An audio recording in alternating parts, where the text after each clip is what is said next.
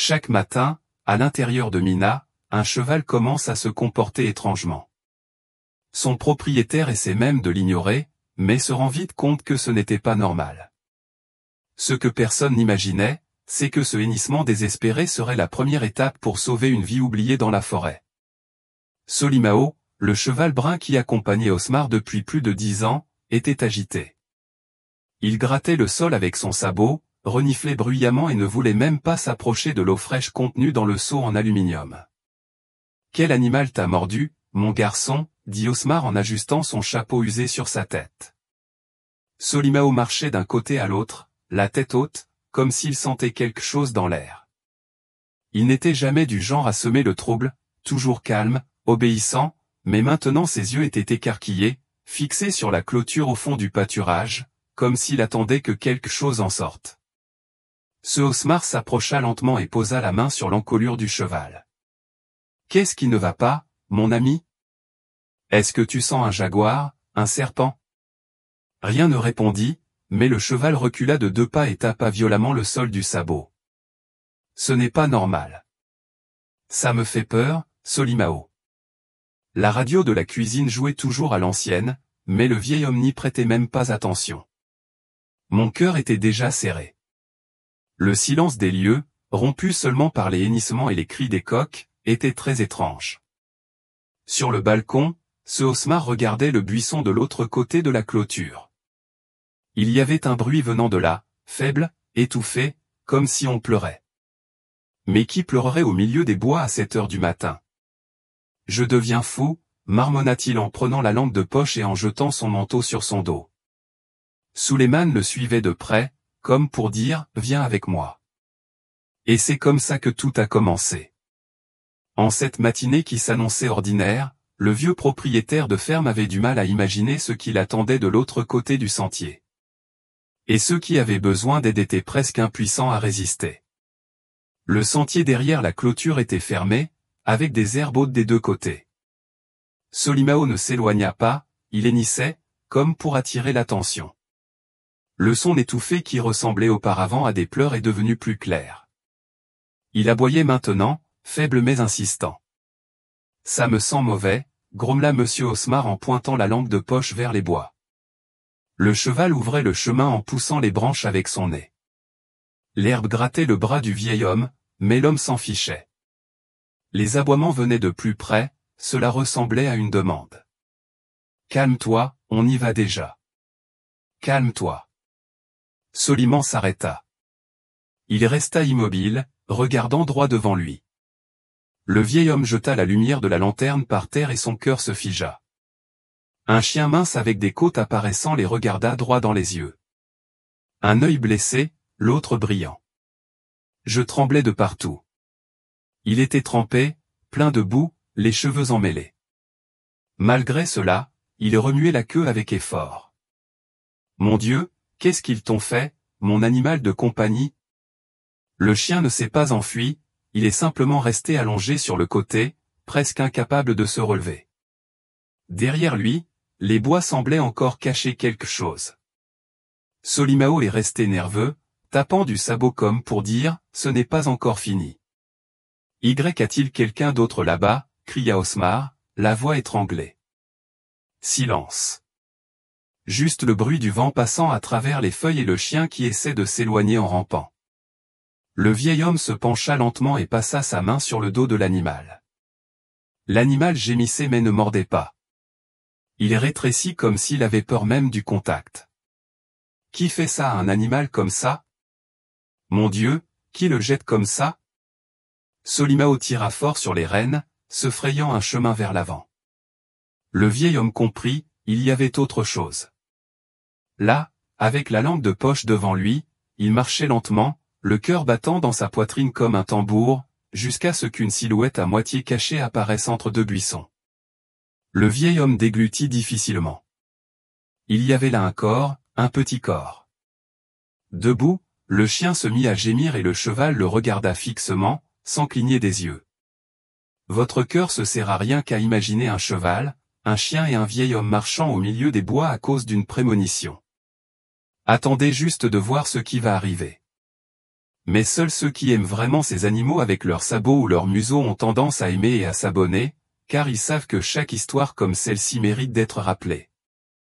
Le corps qui apparut entre les buissons fit frissonner la colonne vertébrale du vieil homme. La lampe de poche tremblait dans sa main, mais la lumière parvenait à mieux apparaître. Là, allongée sur le côté, couverte de boue, une femme âgée semblait inconsciente. Vêtements déchirés, bras écorchés, cheveux collés au visage. Son visage avait une étrange paix, comme s'il en avait assez de se battre. Le chien accourut vers elle, a léché sa main sale et s'est couché avec elle. « Madame, êtes-vous en vie ?» Rien n'a répondu. Ce Osmar s'agenouilla avec difficulté, plaçant ses doigts sur son cou. Il y a un pouls, faible, mais il y en a. Il regarda Sulémao, immobile, stable, les yeux attentifs. Le cheval savait, ressentait tout avant tout le monde. Solimao, prenons-le. Sans plus attendre, le vieil homme rangea la cellule. Le cheval s'abaissa avec un soin qui parut humain. Osmar souleva la dame avec précaution, la plaça au sommet de la cellule, la tenant très lentement, comme s'il tenait une vie entre ses mains. « Tiens bon, ma fille. Tu ne mourras pas ici, non. » Le chien suivait en boitant, sans lâcher le flanc du cheval. L'argile a glissé des pattes. L'herbe grattait encore les jambes de tout le monde, mais personne ne s'arrêtait. À chaque pas, le cœur du vieil homme s'alourdissait. J'ai pensé à qui était cette femme, d'où elle venait, ce qui s'était passé. Mais la réponse semblait être plus loin que ce que l'œil pouvait voir. Solimao hennissait lentement, comme pour dire « Je suis là, allons ensemble jusqu'au bout ». Ainsi, sur la trace la plus sombre de ce lieu oublié, 3 âmes blessées suivirent la route et le silence, pour la première fois, semblait sur le point de dire la vérité. Le chemin de terre menant au village était plein de rochers et de trous. Le soleil commençait à se lever, mais le froid traversait encore l'air du matin. Le corps de la dame était lourd dans les bras d'Osmar, qui essayait de la maintenir fermement au sommet de la cellule. Solimao marchait lentement, sentant le poids et le souci de cette mission. Guri, le chien, le suivait en titubant, mais il n'abandonna pas. « Soyez fort, mon ami, juste un peu plus. » Chaque fois que la dame soupirait, aussi petit soit-il, le vieil homme se sentait soulagé. Il était encore temps, il devait y avoir du temps. Alors qu'il franchissait la porte de la ferme, le vieil homme a crié au garçon qui vivait dans la maison, « Lucas, cours chercher le docteur Joachim, il y a des gens blessés ici. » Le garçon a disparu dans la poussière de la route et Solimao ne s'est pas arrêté. Il semblait comprendre l'urgence de tout cela. Les yeux du cheval étaient différents, d'un éclat constant, comme s'il portait quelque chose de plus qu'une personne, un espoir. En arrivant dans la ville, certains habitants ont commencé à se rassembler. Le vieil homme a crié à l'aide alors qu'il essayait d'assurer la sécurité de la dame sur le cheval. « Appelle vite le médecin. Elle est en vie, mais elle est trop faible. » Une fille courut vers eux avec une couverture. Un homme a proposé la voiture, mais le vieil homme n'a pas voulu enlever la dame sur le dos de Suleiman. C'est lui qui l'a apportée. Allez jusqu'au bout. Dans le simple hôpital de la ville, les infirmières sont arrivées en toute hâte, ont récupéré la dame avec précaution et l'ont emmenée à l'intérieur. Le chien a également tenté d'entrer, mais il a été bloqué. Il s'assit à la porte et resta là fermement. Solimao s'est arrêté dehors. Ça n'a pas bougé. Il est resté immobile, regardant dans le vide, comme quelqu'un portant sur son dos non seulement un corps, mais une histoire que personne ne comprenait encore. Osmar s'appuya contre le mur, fatigué, sale, mais le cœur un peu plus léger. J'espère que Dieu ne l'enlèvera pas maintenant, vous savez? Parce que cette chose ici m'a affecté. Et pour la première fois, le vieil homme réalisa que ce qui semblait n'être qu'une simple intuition du cheval pouvait être une vocation bien plus grande. L'infirmière a couru avec la dame inconsciente dans les couloirs du petit hôpital. Kid, assis sur le trottoir, tremblait. Les yeux ne quittèrent pas la porte. Son corps maigre trahissait des jours sans nourriture, voire des semaines. Monsieur Osmar était assis sur le trottoir, son chapeau à la main et l'air perdu. La poussière de la route collait encore à ses vêtements. Je n'avais ni faim ni soif. Il ne pensait qu'à la femme qu'il portait dans ses bras et qui tenait un oiseau blessé. À la porte de l'hôpital, un employé est apparu. Ce Osmar, elle est en vie, mais elle est très faible, tu sais? On dirait qu'elle a été exposée au froid pendant longtemps.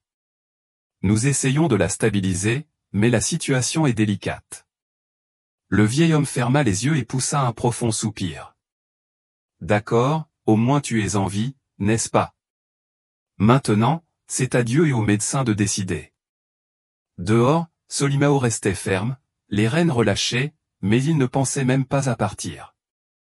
De temps en temps, il tournait la tête vers l'entrée, comme s'il attendait un signe.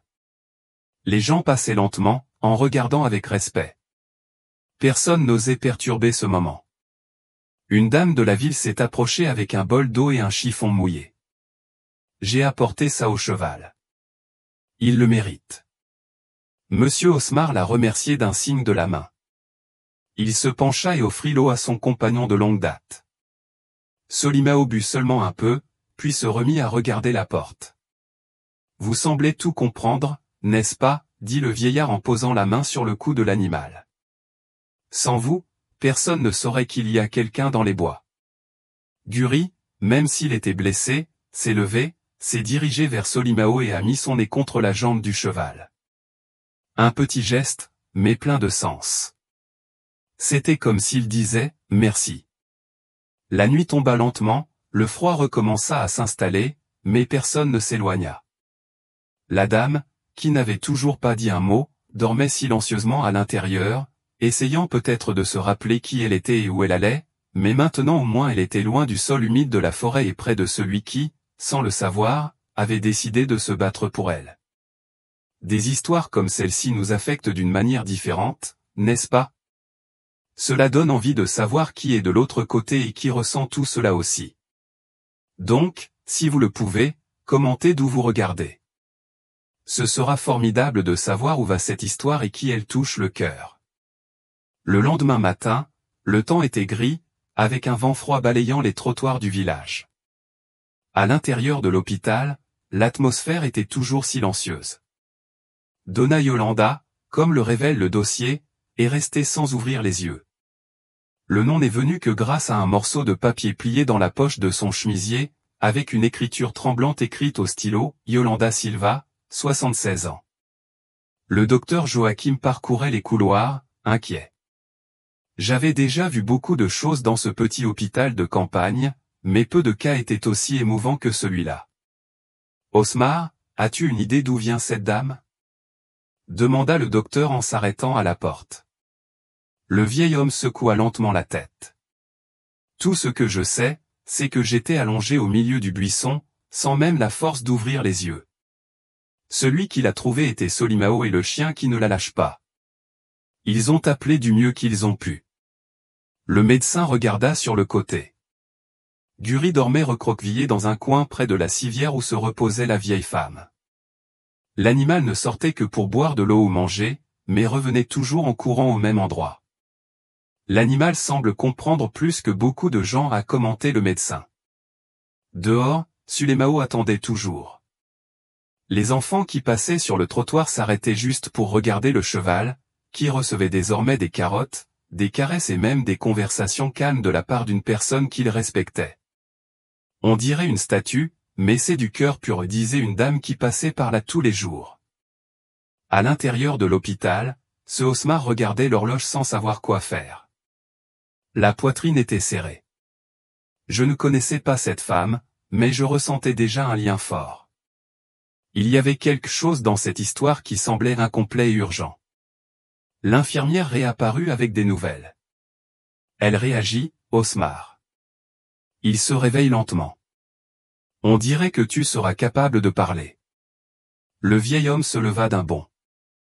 Alors maintenant, nous allons découvrir ce qui s'est réellement passé. Et tandis que le vent soufflait dehors, il semblait que le destin commençait enfin à lui dire la vérité qu'il essayait tant de cacher. Sa respiration était faible mais régulière. Donna Yolanda ouvrit lentement les yeux, comme quelqu'un qui se réveille d'un cauchemar. Le visage marqué par les intempéries montrait plus que l'âge. Il était porteur de tristesse, de fatigue et de peur. Monsieur Osmar se tenait à côté du lit, son chapeau à la main, avec respect. L'infirmière ajusta l'oreiller et s'éloigna, les laissant tous les deux dans suffisamment de silence pour même entendre leur cœur battre. « Donna, tu te souviens de quelque chose ?» Les yeux de la vieille femme se remplirent de larmes. La bouche essaya de former des mots, mais seul un murmure rauque en sortit. « Enfant, où est mon enfant ?» Le chien qui dormait sur le bord de la porte dressa les oreilles. En quelques secondes, il était à côté d'elle, remuant vigoureusement la queue. Sa tête alla droit vers sa main, comme s'il s'agissait d'une réunion d'âmes. Des larmes coulèrent sur le visage d'Yolanda. Sa main tremblait, mais il caressait l'animal avec amour. La voix était plus claire. « Je pensais t'avoir perdu. » Osmar inspira profondément. La femme avait l'air fragile mais vivante. « Tu es en sécurité maintenant. » C'était ce cheval dehors qui a tout trouvé et le chien qui ne voulait pas lâcher prise. Les deux ont sauvé la dame. Donna Yolanda ferma les yeux quelques secondes, puis murmura. « Ils m'ont jeté dans les bois pour mourir. » Le silence était lourd. Le vieil homme ne savait pas quoi dire. Il a juste posé sa main sur son épaule, sans se précipiter, sans demander. J'ai essayé de m'enfuir, mais je suis tombé. Je me souviens juste que Guri aboyait. Puis tout est devenu sombre. Le reste je ne sais même pas combien de temps je suis resté là. L'infirmière est revenue avec un verre d'eau. Donna Yolanda buvait lentement, comme quelqu'un qui réapprend à vivre. « Et qui t'a jeté dans la brousse ?» demanda Osmar, le cœur serré. Elle déglutit difficilement. Les yeux autrefois doux sont devenus durs. C'était de ma famille, des gens de mon sang. Mais je ne veux pas en parler maintenant. Le vieil homme respectait. Je savais que chaque mot était une blessure ouverte. Il préférait réserver le reste pour le moment opportun. Guri s'allongea sur ses genoux et soupira. Et le vieil homme comprit, cette dame était revenue, mais il restait encore quelque chose en elle à découvrir. La pièce resta silencieuse. Seul le faible bruit du respirateur et le bruit des oiseaux à l'extérieur de la fenêtre brisaient le vide. Donna Yolanda regardait le plafond, mais son regard semblait figé dans une époque lointaine. Monsieur Osmar a sorti une chaise et s'est assis à côté du lit. Il ôta son chapeau, le laissa sur ses genoux et resta là tranquillement, attendant que les mots viennent à son heure. J'ai toujours travaillé avec dignité. Je cousais pour les autres depuis que je suis petite, j'ai élevé mon fils seul. Après la mort de mon mari, je lui ai donné tout ce que je pouvais, de l'amour, de la nourriture, une maison, mais trop d'affection n'est pas toujours réciproque, monsieur Osmar. Le vieil homme se contenta de hocher la tête sans rien dire. Je savais que ce qui allait suivre méritait d'être écouté, pas des conseils. Mon petit-fils a grandi avec de la colère dans la poitrine. Je n'ai pas accepté la vie simple que nous menions. Il a grandi en entendant les promesses de sa mère, des promesses creuses. Lorsqu'il est devenu un homme, il ne pensait qu'à l'argent. Il a commencé à me regarder comme si j'étais un poids. Sa voix s'affaiblit, mais son regard resta stable. Un jour, il est arrivé avec un morceau de papier et a dit qu'il avait besoin de la maison, que je pourrais aller vivre dans une maison de retraite. J'ai refusé, bien sûr, la maison était à moi, construite avec de la sueur. Il n'a pas aimé, il a dit que je le regretterais. Ce Osmar posa ses mains sur ses genoux, la colère se lisait sur son visage. J'ai attendu que sa colère passe, mais quelques jours plus tard, il est arrivé m'apportant un sac de fruits et un étrange sourire. Il m'a dit qu'il allait m'emmener dans un endroit magnifique pour voir un terrain qu'il voulait acheter. Le silence s'alourdit à nouveau. Donna Yolanda détourna le regard. Quand je l'ai vu, c'était déjà une forêt, sans aucun panneau, sans aucune route. Il m'a demandé de descendre. Il a dit qu'il allait chercher quelque chose dans la voiture et a disparu. Les larmes coulaient lentement. Guri leva la tête comme s'il comprenait chaque mot. Je suis resté là à appeler. La nuit est venue. J'ai essayé de marcher, j'ai trébuché, je suis tombé dans le ravin, je ne pouvais plus bouger. Sans ce petit chien ici, je serais déjà enterré dans les bois. Monsieur Osmar a avalé difficilement, mais maintenant vous êtes en vie et en sécurité. Et la justice, croyez-moi, frappera toujours à la porte de celui qui a fait cela. Le temps passait lentement, comme si le monde avait fait une pause. À l'hôpital, Donna Yolanda était déjà capable de s'asseoir, de manger seule et même de sourire légèrement. Mais au-delà de là, un autre cœur attendait en silence, Solimao. Le cheval est resté comme toujours dans le même coin, à côté de la clôture, devant l'hôpital. Il restait des heures immobile, regardant la porte, comme s'il s'attendait à ce que quelqu'un parte à tout moment. Osmar s'y rendait chaque jour pour apporter de l'eau et des carottes. Il parlait comme toujours, sans précipitation, avec l'affection d'un ami. Ancien, elle te manque, non? Moi aussi. Solimao ne répondit pas, mais son regard était plein de vie. Il n'avait pas besoin de mots, il semblait tout comprendre. Il y avait quelque chose chez cet animal qui ne pouvait pas être expliqué. C'était plus que de l'intelligence, c'était du cœur. Les enfants de la ville sont venus voir le cheval héros, comme il a commencé à l'appeler. Il apportait du pain, des fruits, de l'affection. Mais Solimao a seulement accepté et est ensuite revenu au même endroit, regardant toujours la porte. En ville, le sujet de la dame trouvée dans les bois se répandait encore de bouche en bouche. De nombreuses personnes ont commenté leur petit-fils ingrat, même sans connaître son visage.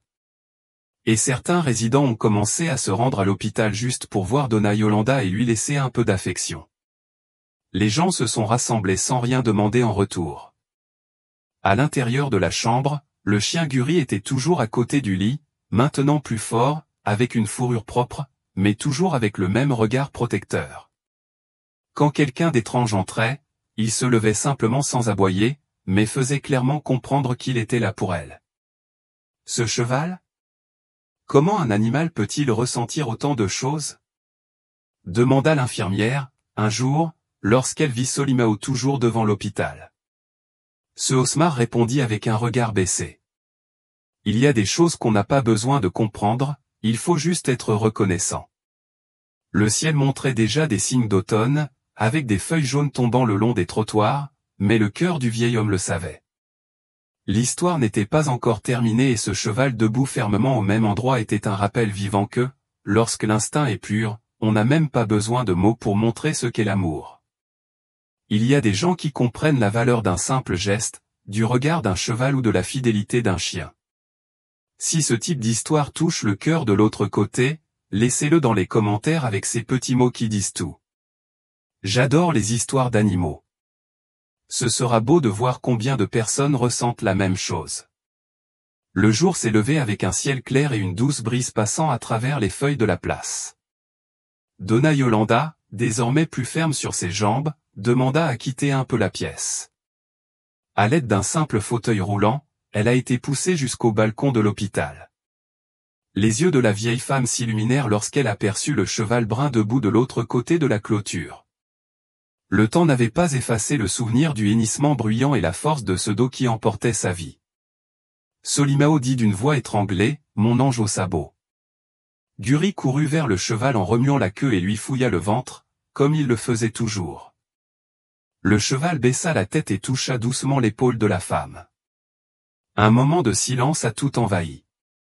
Ce Osmar, appuyé dans un coin, regardait sans rien dire. Souriait simplement légèrement.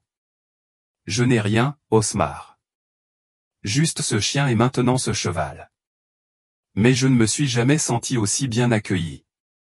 Et as-tu besoin de plus, Donna Yolanda? L'amour et le respect valent plus que n'importe quelle fortune.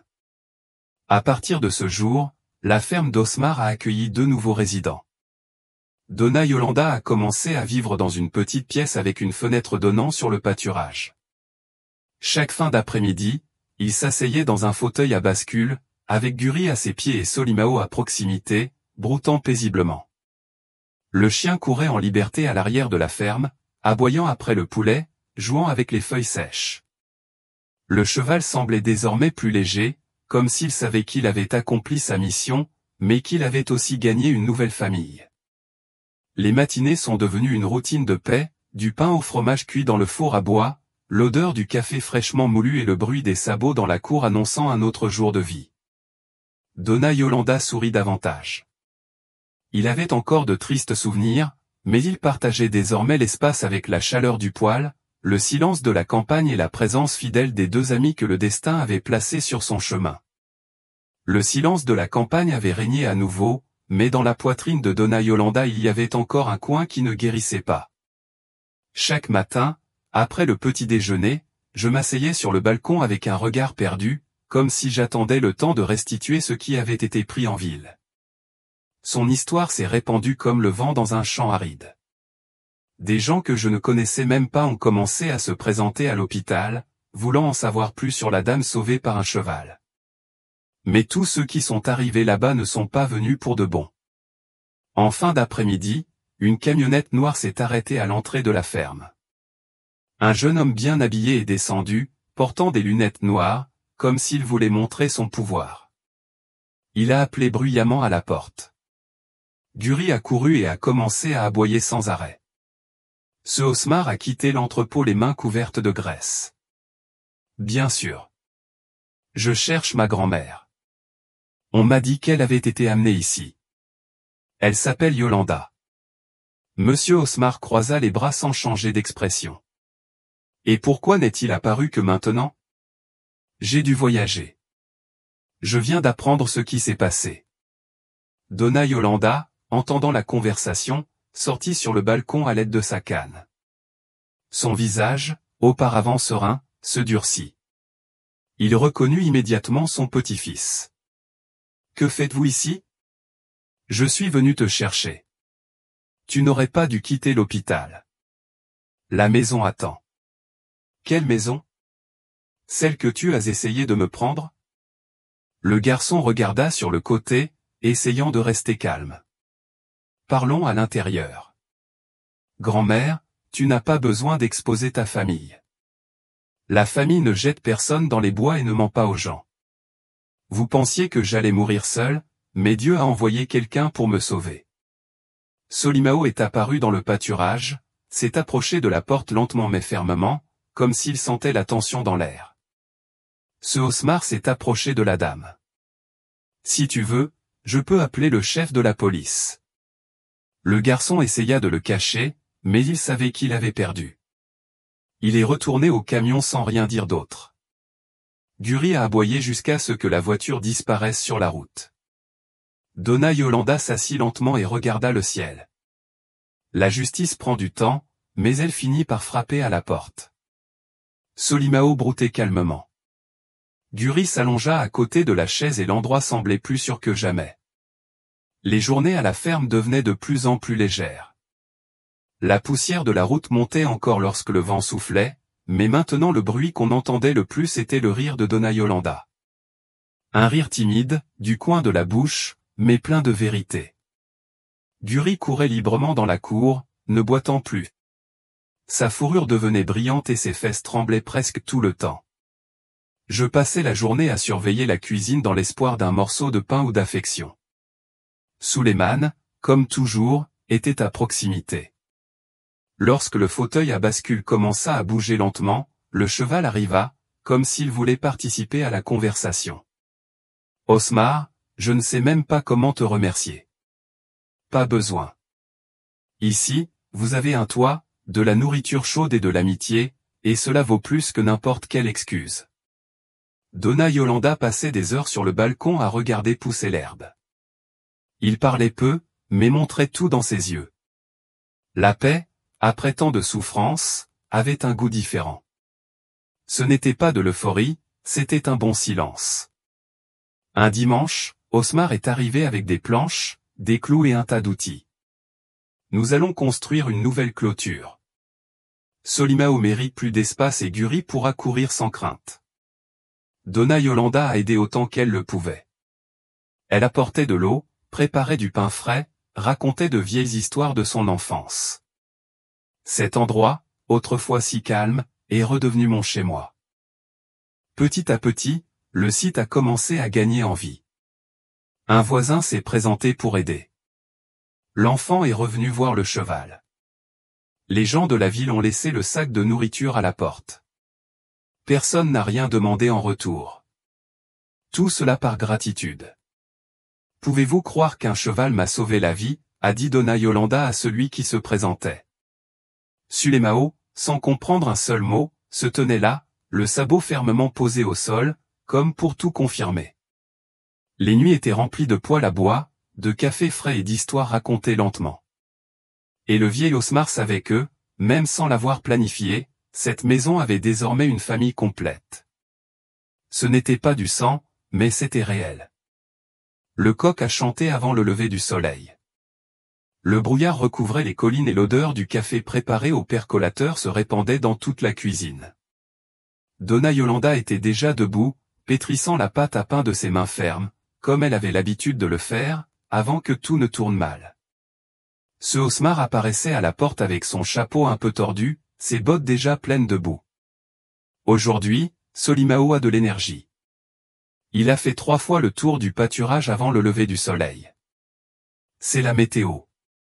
Il fait trop beau pour courir, répondit-elle en souriant tout en coupant des bandes de pâte. Guri était déjà allongé près du poêle, avec juste les yeux ouverts, allongé comme il le faisait toujours quand il voulait être à proximité, mais sans gêner. De temps en temps, je poussais un profond soupir comme ceux qui parlent plus que 1000 mots. Solimao disposait désormais de plus d'espace. Le nouvel enclos laisse le cheval libre de marcher, courir, s'allonger à l'ombre et regarder le ciel. Parfois, il restait silencieux, regardant la route, comme s'il attendait encore quelque chose. Mais au fond, tout le monde le savait, ce qu'il espérait vraiment, c'était juste un autre jour en paix. En fin de matinée, Dona Yolanda quittait la cuisine avec un torchon sur la corbeille de pain chaud. Je vais l'apporter au voisin. Il m'aide toujours. C'est le moins que je puisse faire. Vas-y doucement. Le sol est encore mouillé, dit Osmar en partant avec elle. La marche était lente mais régulière. Sa canne à la main, elle parcourait les allées de la ferme comme si elle le faisait depuis des années. Les arbres, l'odeur de l'herbe, le bruit des oiseaux, tout faisait partie de ce nouveau cycle. Guri s'avança, reniflant tout et Solimao, au loin, hennissait comme pour lui dire bonjour. Dans l'après-midi, le fauteuil à bascule grinça à nouveau. Le vieil homme était assis sur le côté, son chapeau sur les genoux. Leur silence était celui de quelqu'un qui savait qu'après la douleur, il était encore possible de trouver une vraie place dans le monde. Et dans ce petit bout de terre simple et caché, le temps était redevenu doux. C'était un après-midi calme, avec un ciel clair et un vent soufflant lentement. L'odeur de l'herbe verte envahissait tout, et l'endroit semblait plus vivant que jamais. Suleiman broutait lentement près de la clôture, ses sabots fermement appuyés sur le sol damé. Guri dormait sur le porche, avec une oreille levée au cas où. En ville, un jeune homme qui faisait un reportage à la radio entendit parler de l'histoire du cheval qui sauva une dame dans les bois. Je voulais le connaître, le voir de près. Lorsqu'il arriva sur place, il resta sans voix. Je m'attendais à un animal comme les autres. Mais lorsqu'il aperçut Solimao de près, il s'arrêta un instant. C'est comme s'il savait tout ce que nous ressentons, a déclaré le journaliste en écartant le micro. Parce que tu le sais, répondit Osmar, mais en silence. Un silence qui parle plus fort que beaucoup de gens. Dona Yolanda est sortie avec un verre d'eau à la main, un foulard dans les cheveux et ce petit sourire fort. Le journaliste était gêné, accueilli avec respect, posait des questions, écoutait des histoires, mais au lieu d'enregistrer, il préférait garder presque tout dans son cœur. Le lendemain, un simple article parut à la radio de la région. Des gens de la ville ont appelé pour en savoir plus. D'autres ont envoyé des lettres, certains sont même arrivés avec un panier de dons, mais la ferme a continué comme toujours, avec la terre, le silence et l'affection dans les détails. Sur le balcon, Dona Yolanda écrivait sur un vieux cahier. Il disait que ce serait bon pour sa tête, mais elle l'a fait davantage par désir. J'écris pour ne pas oublier combien j'ai été sauvé, mais personne n'a rien donné. Un cheval, un chien et un homme de bonne âme. Si un jour je pars, je veux que quelqu'un lise ceci et comprenne, ce n'est pas le sang qui forme la famille, ce sont les soins. Solimao appuya sa tête contre la fenêtre. Donna Yolanda passa la main sur son visage large et chaleureux. Guri se leva et se recroquevilla autour de ses pieds. Tout était en paix. La vie écrase parfois, mais elle sait aussi récompenser. Et sur ce terrain entouré de boue et de silence, 3 vies ont prouvé que l'amour, même blessé, peut encore s'épanouir. Le temps continuait son cours sans hâte. Les saisons passaient comme toujours, mais maintenant, sur ce bout de terre, tout semblait avoir plus de couleurs. La cour autrefois sèche était désormais fleurie. Les matinées commençaient avec l'odeur du gâteau et les gens riaient. Les journées étaient lentes, mais pleines de sens. Donna Yolanda a créé une nouvelle routine. J'ai pris soin du jardin, cousu des tissus colorés et écrit dans mon cahier avec le même dévouement que quelqu'un qui sème des graines.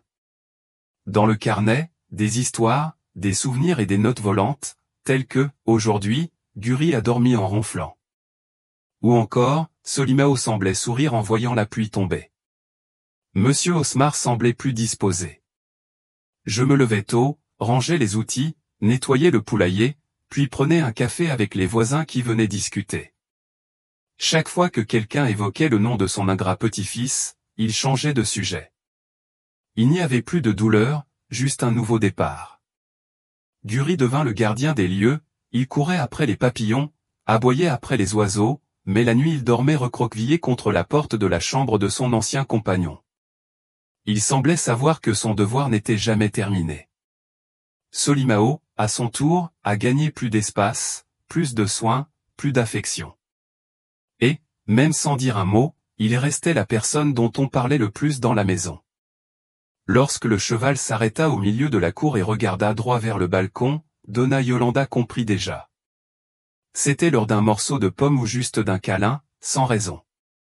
Un dimanche, des enfants sont arrivés d'une école de la ville. Le professeur avait raconté l'histoire en classe et les plus petits voulaient voir de leurs propres yeux ce cheval qui a sauvé une vie. Ils étaient ravis. Certains pleuraient, d'autres restaient silencieux, se contentant d'observer l'animal avec respect. Donna Yolanda a servi des biscuits à tout le monde, a raconté l'histoire à sa manière, sans exagération, juste la vérité.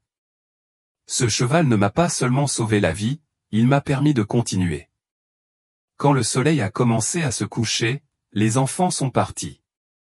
La maison retourna à son silence familier et cette fin d'après-midi, avec le fauteuil à bascule grinçant doucement, l'odeur de l'herbe dans l'air et le cheval allongé près de la clôture, la paix ne ressemblait pas à celle d'un visiteur, mais à celle d'un résident. C'était donc un lieu simple, plein de passé, mais débordant de présent. Si cette histoire a touché votre cœur comme elle a touché le nôtre, peut-être qu'elle fera aussi du bien à quelqu'un qui vous est cher. Alors, si vous le ressentez dans votre cœur, partagez avec ceux qui méritent d'entendre qu'il y a encore de l'espoir, même sur les chemins les plus difficiles. Parfois, c'est une simple histoire qui change la journée de quelqu'un.